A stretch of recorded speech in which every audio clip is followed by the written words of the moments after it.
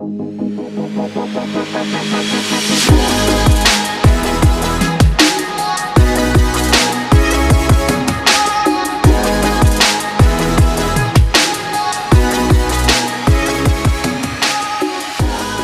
afternoon everyone, it's Mike from Will & Mike Estate Agents, and today I am down at the Hive in Crowthorne with the lovely Alex and Emma, who are going to tell us a little bit about the Hive and what it has to offer. So guys, thank you for having us down here today. Obviously we all kind of know a little bit about the business for those that have been over, and obviously enjoyed many things here, including all of the crazy assortment behind us there. But tell us a little bit about the Hive, you know, how did you start the business? What was the idea behind it? And tell us a bit about what you guys do here. So it was an idea that we've had for quite a few years, I would say. It's probably evolved over time since we had kids of our own, and we kind of liked the more civilised place to have a drink, I guess, not your traditional pub. Yeah. We really got into craft beer particularly, and we loved coffee shops. So those two things, and we just thought that would really give the perfect balance of a place to go, so you can have a coffee or a beer at any time. You know, there's no, depending on the time of day. Yeah, exactly. Basically trying to open somewhere that we'd like to come, that kind of had everything that we'd like to do in the morning, in the afternoon, and I guess in the evening. Yeah. Kind of covering all bases then for people that, you know, wanted something to do the whole time, and it's not just something that opens up in the evening or the morning essentially. And we're kind of family friendly, and we allow dogs inside, and we just want to be inclusive of all different, you know, people, and be a really relaxed kind of place. I think that creates quite a nice atmosphere, and I think that's one of the big bonuses here, is that you can take dogs for a walk, come in here, get a coffee without having to think, right, I've got to drop the dog home or in the car, whatever the case is. Again, it just makes it a really nice kind of atmosphere, I guess, similar to some pubs where you allow dogs in. But yeah, it's a really nice idea, and you've got a superb spot here as well, haven't you? It must have been, you've been getting quite a bit of foot traffic coming through the door from this end, obviously station literally just over the road there, so it's almost the forgotten part of Crowthorne, so it's good to finally get some footfall back here, really. Yeah, absolutely. Well, obviously everyone's familiar with the High Street, whereas this end of Crowthorne sometimes gets a little bit more forgotten. So judging by the amount of people that are in here today, I mean, it certainly looks like business is going well for you both. Have you kind of enjoyed the experience so far? Yeah, we've been so lucky. This certainly, we didn't expect this to be the case. I don't think we were, you know, worried about the opposite happening, I guess. Very natural, but we've never owned our own business before. So yeah, it's been going great. We've been busy kind of for how long have you opened? 10 months now? Yeah, 10 months. Yeah. Wow, it's gone. Feels like it's gone quickly, or? A lot of learning. Always is. The mind is different to what it was, I think. But yeah, it's been great. Yeah, lots of lovely local regular customers, which has been really great as well.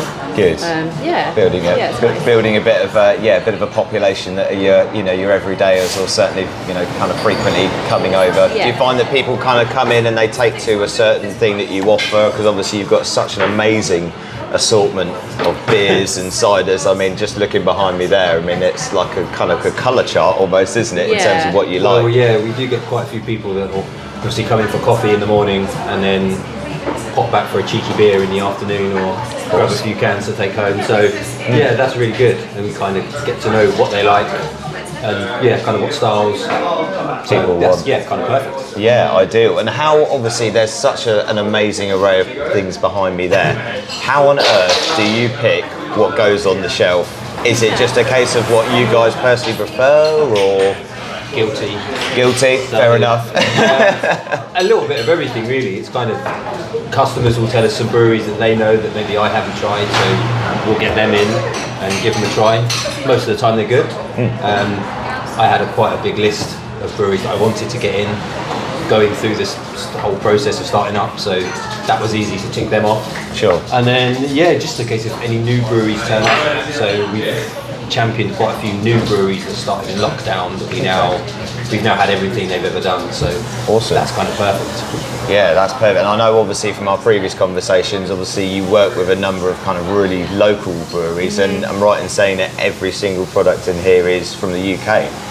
Yes, yeah, that was something we wanted, because you can go to a lot of places where there's a lot of imported beers or imported products, so it was key to us just to have that as our niche, and also it kind of focused us in terms of what we could offer. Yeah. If we just kept to that, then it was like, actually, let's go local, and then it kind of streamlined our offering, I guess, that we could then just focus on, let's go UK, let's go small, let's go We local. are so lucky. We've got so many. Well, we've got, I would say, six-ish and growing real local breweries in the couple of mile radius.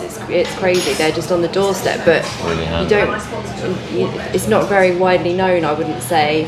So yeah, we are spoiled with there's no need to go outside of the UK really. No, well, and I guess like you were saying, you want it to be very different. This is a very different kind of atmosphere that you're trying to create here and have created here, rather than just going to your typical pub where you've got the standard 4 or 5 taps with stuff that's imported and exported all over the place. Really. Yeah, I think the sort of 2 words we always kept coming back to when we were setting up was coffee shop, tap room. So it's just a hybrid of those 2 things. Yeah. And it just, everything else was added on of like basically stuff we'd want if we went somewhere. Yeah. Cheese, dog friendly. Love that. Biltong. Board games. Well, let's face it, whenever you're having a few drinks, those things kind of go in tandem with each other, don't they? Those kind of sort of traditional sort of bar related sort of things. But obviously you do offer obviously a lot of food as well here now. I know that you're kind of moving more into that direction in terms of what you're offering. So yeah, what sort of things do you offer? We've talked a little bit behind the scenes about some of the cheese boards and things, but I think this is one for you, Emma, I believe. We do have a selection of cakes and pastries that we have on a daily basis. They are supplied from locally as well. Okay. And we do sandwiches during the week. Lovely. Just a small selection, but yeah, they've gone down really well. The local people seem to really enjoy them. And we do our sharing platters as well, all day, every day, which is cheese and charcuterie, kind of veggie hummus and that kind of thing. And we also make sure that we sourced really great products. We've kind of particularly tasted them, chose them, Hand-pick them. Yes. All. Yeah. So we love the quality of what we've chosen, and that's kind of our ethos for the whole place, really. Yeah. Are you guilty of diving into there a bit too early then, are you, Alex? Research, isn't it? Oh, well, absolutely. You got to do the market research to know what's good. But ultimately, you want to make sure that you're giving people the best experience. Mm-hmm. You don't just want to be going and buying a load of bulk stuff, just going, well, we could offer that. It's about kind of creating, and everything you've created here has to fall in tandem with each other, really. Exactly. I guess, as well. Yeah. Mm-hmm. Super. So, big question then.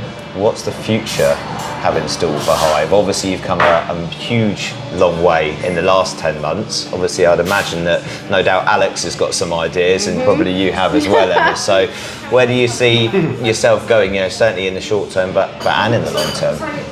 I think now we've got a bit of stability behind us and a great kind of team we've got now. We can definitely, we're starting to implement more events and like breweries coming in and taking over the taps for like evenings and stuff, and putting on more events, gin tastings, just stuff that's going to be more community focused and provide a bit of a hub, really. And we want to, there's lots of plans. None of them really involve us expanding into 7 or 8 shops. That's just, I'm already going grey, so well, I think there's only a certain amount that you can do, and I think sometimes when you look at these big plans and you start going into it, you kind of defeat the object of, like what you both said, it was the niche and the idea that you had initially. You might sort of lose that along the way if that was the case, because actually this is such a great atmosphere in here. Would you necessarily be able to create that? It's just like having regular, like when we do like quiz nights, like board game nights, the beer tastings, just fun stuff, really. Nothing that's Absolutely. Well, it sounds like you've got some interesting plans in store, and I know there's a few things going on behind the scenes as well. So we'll be turning 1 at the start of December. So so got a few things in the pipeline for that. I was going to say, no doubt some birthday plans then involved for we had that. a bit of a kind of, we opened in December last year, December 2020, and then we were open for a couple of weeks and it was lockdown. And then obviously everyone's Christmas plans were really kind of thrown out the window. So hoping this December will be back to normality a bit more. Yeah, everyone's going to be wanting a really good Christmas this year, so. Well, we're planning what beer we're going to brew for it. So. Yeah. Oh, got something special in store then.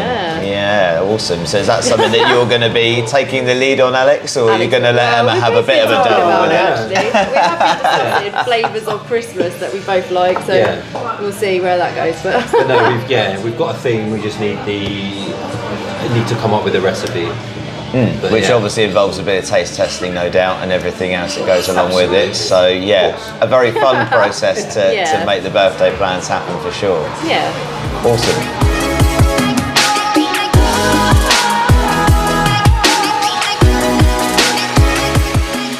So guys, we've got an amazing selection on the table here. Tell us a little bit about what we've got here.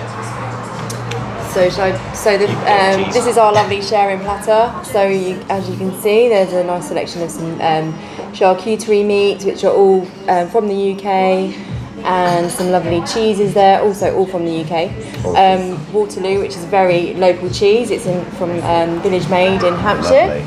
And some veggie bits there, lovely bread and crackers. Super. And then, Alex, your This is very much your area now, isn't it? Yeah. So this is one of the beer flights that we offer, where people can come in and just choose kind of 1/3 of any of the beers we have on tap. Okay. So it's an awesome way to like try different beers. So, for example, drinking on camera. Is it frowned upon? But that's really nice. Yeah. Got a real sour sort of kick so that's to a it, hasn't cucumber and mint sour, so slightly different. Yeah, it's beautiful. Really, really nice. Really, really nice. And how regularly do you change the taps over? I mean, is this something Generally you have kind of every week or a one and done policy. So generally just get one keg and then it's done, then it's just on to the next. Try and keep them as small batch as we can get them, and really from anywhere that we can find them. So brilliant. Yeah, awesome. Well, they'd say board looks amazing. I can see why people would want to sit in here and sit down with something like this, and then probably spend the rest of the evening going through a fair few that you've got on offer. How many beers do you actually have on offer here? I mean, there's, I thought we've already said, a fantastic selection behind, but around 300. Yeah, I think we're about 330 at the minute. At last count. So amazing. It comes. It's good. It's fun choosing them, put it that way. Yeah, and it must be a bit of a job, obviously, as we always said, choosing those ones and seeing which ones obviously kind of, I guess, make the cut. It's all a bit of personal preference, of course, but... and the breweries do release beers kind of on a weekly basis, so there are new beers coming out all the time, obviously, and then they kind of vanish and new ones are coming in, so it's never... You can never get a snapshot of what we have. It's always changing. It's always trying to find your new favourite. Yeah. Just exploring different styles, different hops that come in. That's the fun part. Yeah, absolutely. And I guess that's what's nice for the clients and customers coming in. It's always different. Things are moving around for them. There's new stuff coming in. It's not as if the shelf is the shelf and they can just work their way through it. You're kind of moving the goalposts for them and changing it up. So it's always quite refreshing. A lot of them let us know when something's coming in. So if they're looking for something in particular. So I've had a lot of good beers from recommendations. So long may that continue. Yeah, absolutely. Well, I guess that's a nice dynamic that you have with your customers, is that they're obviously here for a reason because they love what you guys do, but also you kind of know they know their stuff as well, so you can sort of play off each other in terms of what works and what doesn't work. And I think that's really nice that you keep everything rotating, you keep it fresh, and it's interesting. And every time you come in here, you're going to have something different, and especially with all of this sort of stuff as well. I mean, it looks amazing, and it's half tempting to just delve in there now, but I better not. But it really looks the part, and I guess this has been super popular for you when people have sat down with a few beers and then ultimately they want something to nibble on whilst they go. Yeah, 100%. Definitely, and it's just, we're really happy with it, and Good. Well, guys, thank you ever so much for having us down here and having a chat today. It's been a real pleasure and an awesome experience. And if you haven't been down to the Hive, I would urge anyone to get yourself down here. It's dog friendly, as we've already said. Amazing selection of beers, and look at the food. I mean, it speaks for itself. So get down to the Hive. We'll put links in the description to the video as well. And if you've got any questions or queries on anything, give us a shout. Emma and Alex are here to help as well. And we'll speak to you soon.